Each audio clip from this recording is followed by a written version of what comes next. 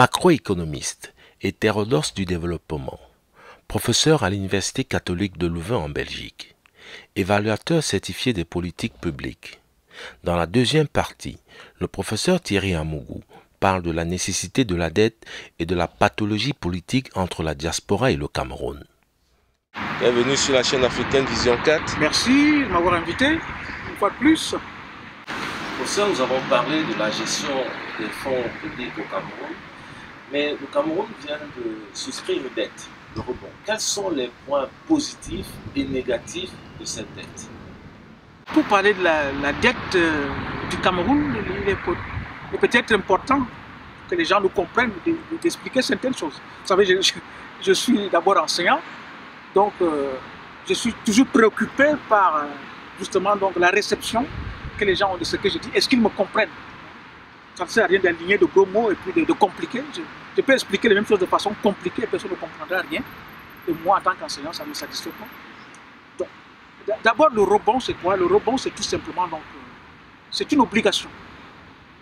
Vous savez, dans les marchés financiers, il y a deux types de titres. Il y a les actions, qui sont des titres de propriété, et puis il y a les obligations, qui sont des titres d'emprunt. Lorsque je veux de l'argent, j'émets une obligation, je dis, je veux de l'argent, et ceux qui ont l'argent m'accordent cet argent. Donc, l'eurobond, c'est donc une obligation libellée en euros. Voilà.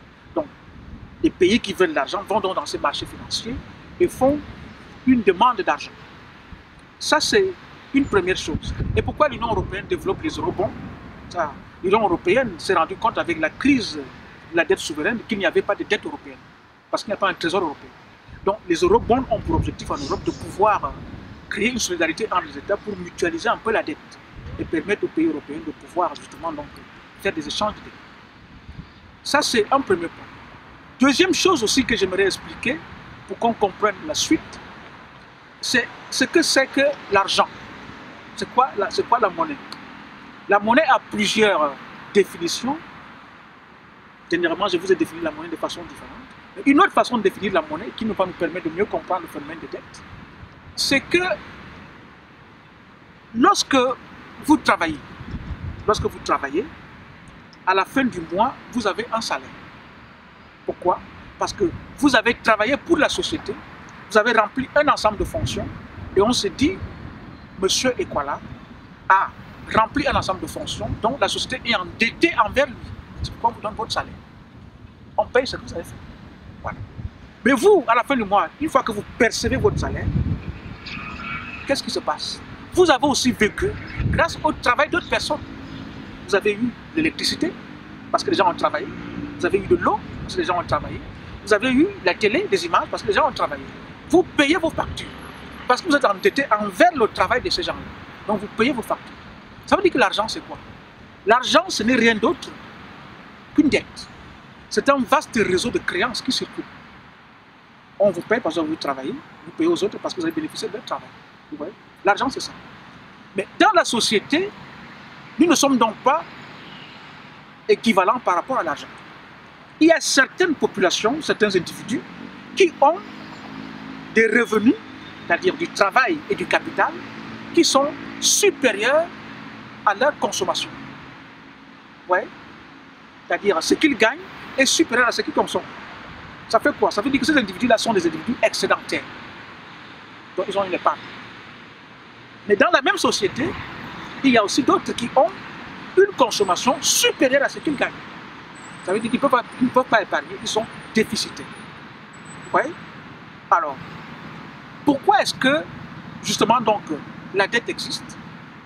La dette existe aussi parce que, justement, les individus qui sont excédentaires ne vont pas garder leur argent dans le bas de laine ou sur le tapis. Non, ils veulent que cet argent-là produise des intérêts. Donc ces individus vont donc transférer à travers la banque leur argent vers les individus qui sont déficitaires.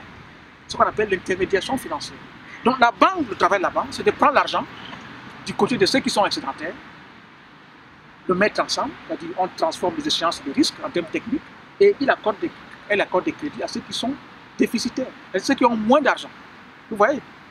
Et là, on se rend compte que la dette en économie est quelque chose de très normal. Et que la dette, d'abord, c'est l'argent. C'est l'argent. L'argent est une dette.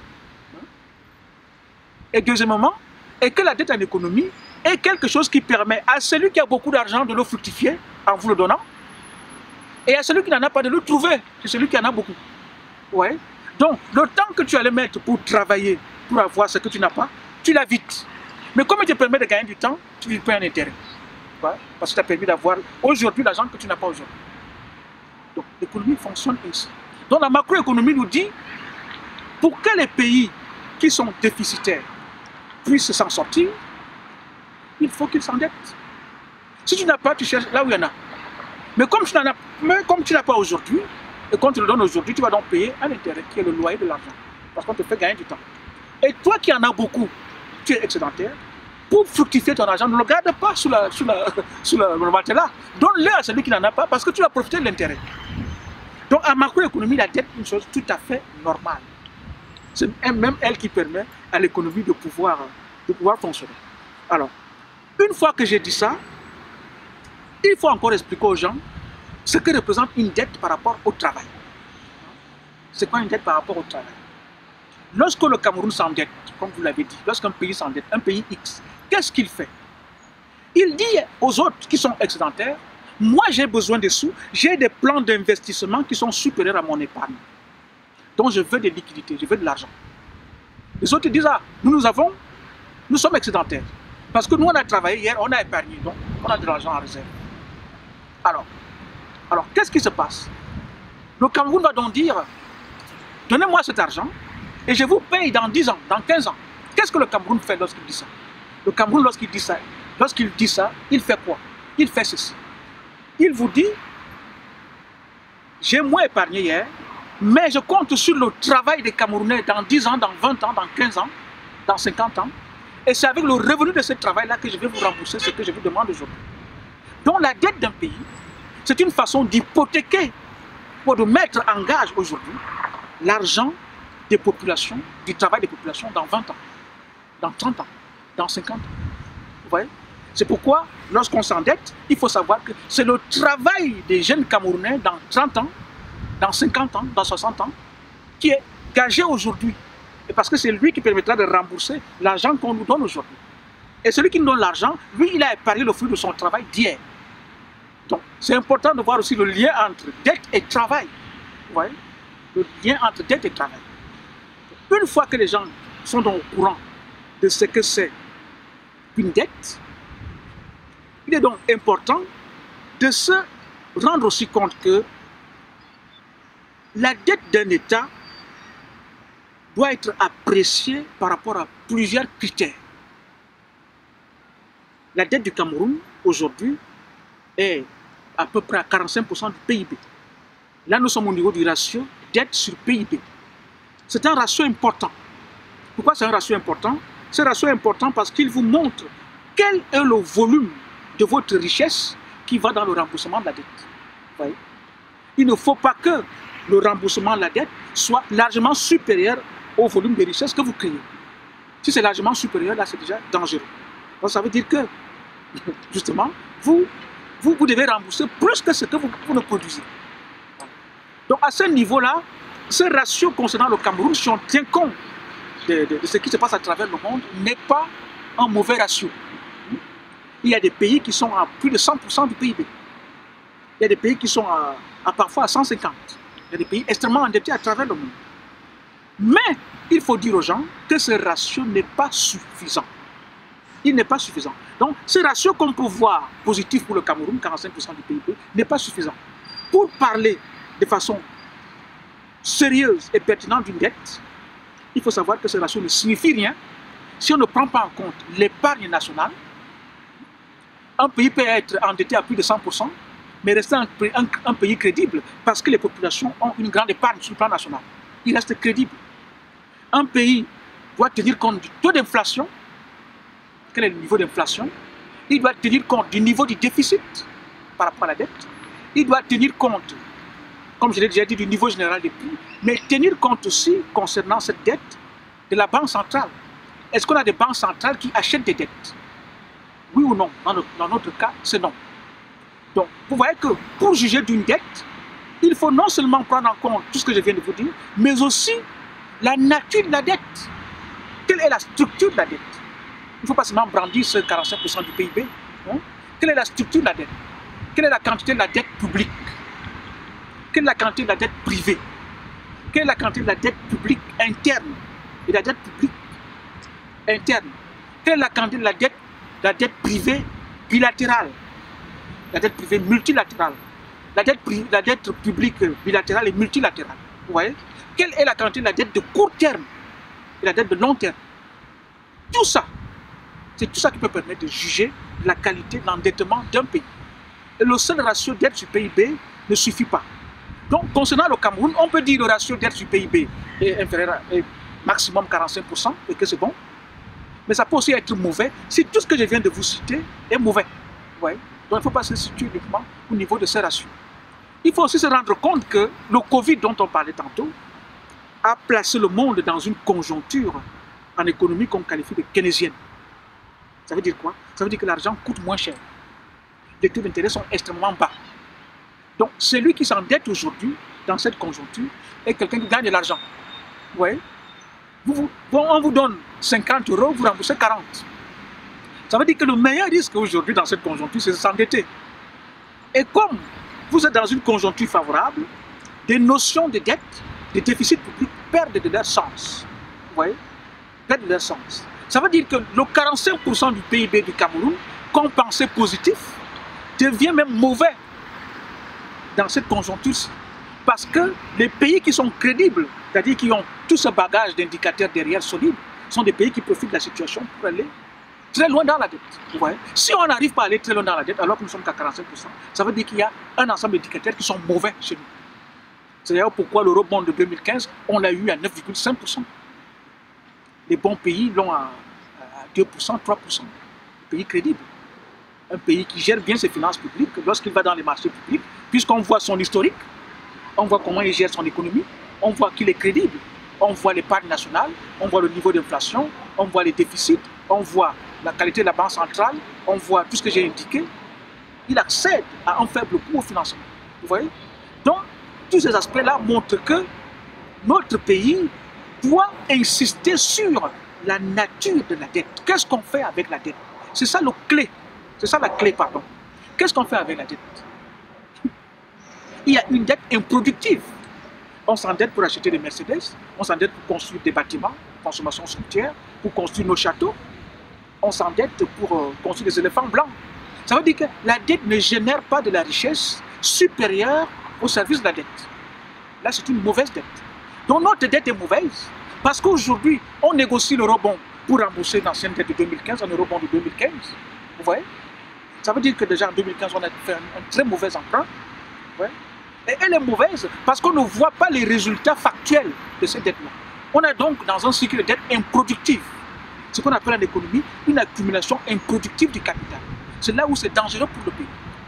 Lorsque la dette génère de la richesse, elle permet à un pays de passer d'une situation de débiteur net à une situation donc de créditeur net.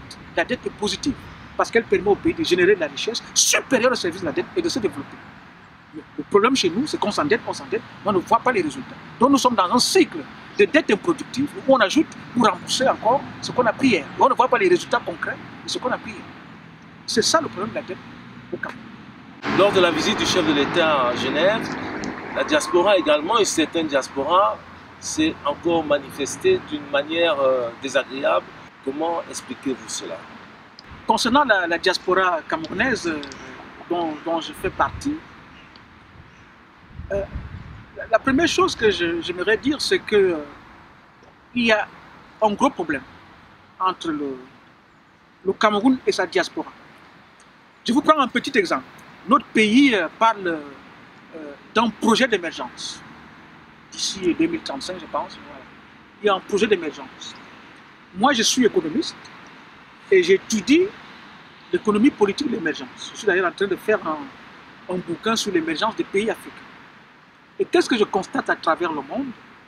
C'est que parmi les nouveaux pays émergents, à savoir le Brésil, la Chine, l'Inde, tous ces pays, on se rend compte que les diasporas ont joué un rôle central. L'émergence, ce n'est pas seulement ces affaires d'investissement, de ports, de routes. Non, non. On se rend compte que les diasporas ont joué un rôle extrêmement important. en tant qu'investisseur, en tant qu'individu tissant des liens entre leur pays et l'extérieur, et en tant que compétence, en tant que capital humain. Dans le programme et le projet d'émergence du Cameroun, je l'ai lu, je n'ai pas vu le lien dans le paradigme camerounais, le lien que le Cameroun a tissé avec sa diaspora. Ou alors, quelle est la réflexion qui a été menée au Cameroun pour intégrer la diaspora dans ce projet d'émergence? C'est déjà un énorme problème. Je vous dis, si vous regardez l'émergence de la Chine que j'étudie en ce moment, de l'Inde et d'autres pays, on se rend compte du rôle clé des diasporas au niveau des courants commerciaux, au niveau des rapports avec l'extérieur et au niveau du capital humain. C'est extrêmement important. Dans notre programme d'émergence, il y a un vide. Ce qui montre déjà que le Cameroun et sa diaspora sont dans une situation où il y a un problème. Si vous voulez, en d'autres termes, notre pays n'arrive pas, ne veut pas ou ne souhaite pas intégrer de façon optimale la diaspora dans son programme d'émergence. Ça, c'est déjà quelque chose à mettre en évidence et qui est réel. Vous avez une diaspora qui, en dehors de la frange silencieuse, celle très souvent qui s'en sort bien ou qui ne s'occupe pas des problèmes politiques, vous avez quand même dans cette diaspora un ensemble de couches d'inimitié, de rancune et de rancœur, et même, je dirais donc, d'opposition par rapport au régime, qui se sont accumulées, je dirais même, qui se sont coagulées depuis longtemps. Et cette coagulation d'inimitié, de rancœur, de problèmes, rejaillit aujourd'hui à travers certains comportements que moi je considère comme étant des comportements qui montrent qu'il y a un problème entre le Cameroun et sa diaspora. Donc, au lieu de balayer cela dans le revers de main et de dire c'est de la barbarie, bien sûr, on peut trouver des éléments de barbarie là-dedans, au lieu de dire c'est complètement nul, ils n'ont rien dans la tête, au lieu de dire c'est complètement des gens qu'il faut évacuer, moi je demande aux intellectuels camerounais d'analyser cette pathologie qui existe, non seulement dans le rapport entre le Cameroun et sa diaspora, mais cette pathologie politique qui se manifeste à travers la base et à travers les liens entre la base et le MRC, c'est une pathologie politique qui se présente à nous et à laquelle nous devons réfléchir pour y apporter des solutions. Moi, c'est ce qui m'intéresse. Moi, je m'intéresse aux choses qui se passent dans la société. J'essaie de les comprendre et j'essaie de proposer des solutions. Alors, les marches qu'il y a eu et cette organisation diasporique opposée au régime en place, j'ai plusieurs lectures par rapport à ces marches. La première chose qu'il faut dire, c'est qu'analyser ces marches n'est pas évident. Parce que ce sont des marches qui ont eu lieu dans des espaces publics qui ne sont pas camerounais, c'est très loin. En France, c'est près de 6 000 km du Cameroun. Vous avez dans cette diaspora le Cameroun, avec son affaire de double nationalité qui n'existe pas. Voilà encore un autre problème avec la diaspora. On ne peut pas dire que les gens qui marchent sont tous une incarnation de la citoyenneté politique camerounaise, parce que comme la loi dit qu'il n'y a pas de double citoyenneté au Cameroun, ils ne peuvent pas être une incarnation de la citoyenneté camerounaise. Et puis vous avez aussi dans ces marches un mélange de beaucoup de choses. Un mélange de beaucoup de choses qui font que la lisibilité politique n'est pas évidente. Mais lorsque j'analyse, je me dis, quelle est la lisibilité politique? La lisibilité politique, je peux la prendre à partir de deux niveaux. Au niveau de cette diaspora, quand même, s'il faut la nommer la base, qui est quand même proche du MRC. La base est proche du MRC, pas institutionnellement. Lorsque Kamto dit qu'il n'y a pas de lien entre lui et la base, c'est faux. Il n'y a pas de lien institutionnel entre le MRC et la base, ça n'existe pas. Mais il y a un lien politique entre le MRC et la base. Alors, qu'est-ce qu'on remarque lorsqu'on veut lire? On se rend compte que le professeur Kamto essaye de jouer à pile ou face. C'est-à-dire, la marche de Paris, il se désolidarise, il n'a rien organisé, mais à la fin, il félicite. Vous voyez? Et dans l'organisation, on voit aussi que le MRC est fortement impliqué, avec les responsables du MRC, avec les drapeaux, avec les hymnes. Si vous voyez même toute la dimension symbolique, les tricots, les casquettes, Maurice Kamto est très présent. Ça veut dire quoi? Lorsque je lis cette manifestation, première chose, sa dimension politique n'est pas très claire. Parce que le professeur Kamto n'assume pas tout. C'est-à-dire, lorsqu'on fait une résistance c'est une opposition. Une résistance, c'est un refus d'obtempérer ou d'obéir au système en place. Et une résistance entraîne de la casse. Lorsque vous êtes un leader et que vous engagez dans une résistance, vous devez tout assumer. Si vous n'assumez pas tout, alors la résistance perd un peu sa tête. C'est comme si Maurice Kamto veut chaque fois être celui qui gagne. Ça veut dire quoi? Ça veut dire que lorsque je dis je n'assume pas votre marche, ça veut dire que s'il y a des dérapages, s'il y a des dégâts, moi je n'ai organisé aucune marche. Mais cependant, si ça donne des résultats positifs, je vous félicite et je récupère. Je ne sais pas si le rapport va durer ainsi avec la diaspora. Il ne faut pas croire que ce sont des bénévoles. Ils vous disent on défend le pays, oui. Mais dans toute action politique, il y a toujours d'intérêt que visent les individus. Je ne sais pas si à long terme, ils se rendent compte que nous ne sommes pas toujours soutenus dans nos démarches. Est-ce que le rapport avec le professeur Kamto sera toujours au beau fixe? Ça, c'est une hypothèse que je pose. Et ça peut être un problème dans l'avenir. Autre chose par rapport justement donc, à ces marches de Paris, c'est que le message politique n'est pas clair parce que dans la foule, un leader politique, une résistance doit être clair. François Mitterrand disait faire de la politique, c'est quoi? François Mitterrand disait faire de la politique, c'est raconter une histoire aux gens et mettre en place une perspective pour que cette histoire se réalise et rendre clair le chemin pour aller vers cette perspective. Vous voyez? Le chemin doit être clair. Et lorsque dans la même manifestation, vous avez des gens qui revendiquent la démocratie, vous avez des drapeaux embassonnés, vous avez des gens qui revendiquent la libération des prisonniers politiques, vous avez des gens qui revendiquent qu'on massacre les boulous, vous avez les gens, voilà. Tout est réuni, donc le message politique n'est pas clair. La résistance vaut quoi en fait? Est-ce un Cameroun fédéral? Est-ce un Cameroun militaire? Est-ce un Cameroun avec des ambassonnières? Est-ce un Cameroun voilà, où il y aura une guerre ethnique? Le message est un peu flou. Ça fait que l'analyse n'est pas extrêmement facile. Mais on peut aller plus loin, on peut quitter la lisibilité politique. Et on peut se dire, est-ce que cette résistance est productive? Est-ce qu'elle donne des résultats? Là, moi j'ai une double réponse. J'ai dit à la fois oui et non. J'ai dit oui, pourquoi? Parce que cette résistance, premier résultat qu'elle donne, elle ouvre un nouvel espace politique de contestation du régime. Il se fait loin, mais il est là. Deuxième résultat qu'elle donne, tous ces acteurs de la diaspora qui étaient des non-nèmes, qui étaient, si vous voulez, qui n'étaient rien, deviennent, ils partent d'une situation de citoyens spectateurs, ce que j'appelle des citoyens perroquets, à des sujets. Un sujet, c'est quelqu'un qui dit moi je pense, moi je fais, moi j'initie ceci. Ils deviennent des sujets politiques. Voilà un autre effet positif de la résistance. Un autre effet positif de la résistance, c'est que ces gens-là qui hurlent partout, qui marchent partout, qui aboient partout, peuvent faire naître une nouvelle génération de Camerounais. Des Camerounais qui contestent, des Camerounais qui critiquent, des Camerounais qui mettent le feu au cul des dirigeants. C'est ça le but de la contestation. Pour que ces dirigeants-là se rendent compte qu'ils sont les employés de la population. Ça, c'est aussi positif. Si on a cette nouvelle conscience de Camerounais qui contestent, ça peut être quelque chose de positif. Et puis vous avez aussi deux autres aspects positifs, c'est que lorsqu'on voit en Suisse, à Genève, après Paris, il y a eu Genève, comment les Suisses qui interdisent la manifestation encadrent, c'est-à-dire ils vous limitent dans l'espace et dans le temps, alors qu'elle était interdite, on se rend compte que finalement, la répression n'est pas la meilleure stratégie.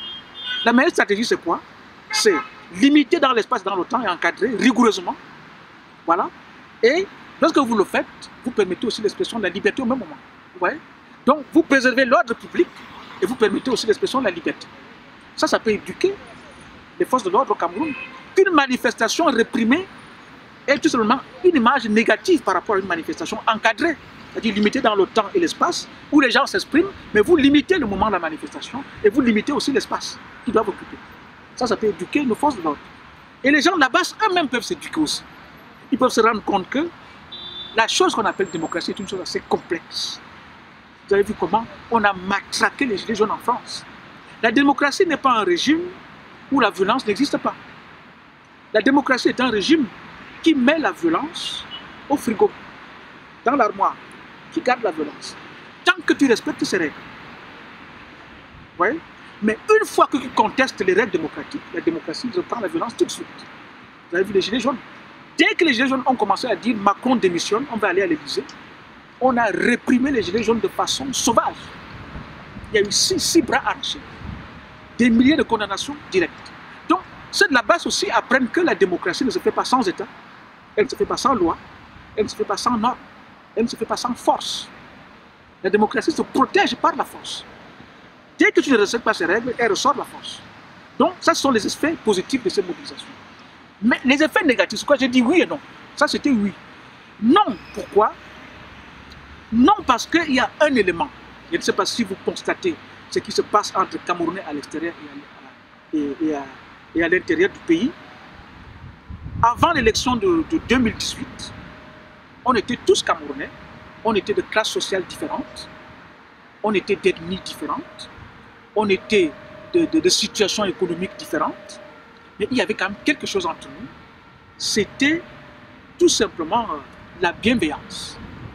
C'est-à-dire, il y avait du tribalisme, on en parlait au Cameroun, mais les Camerounais avaient une bienveillance entre eux qui participent de la construction de l'unité nationale.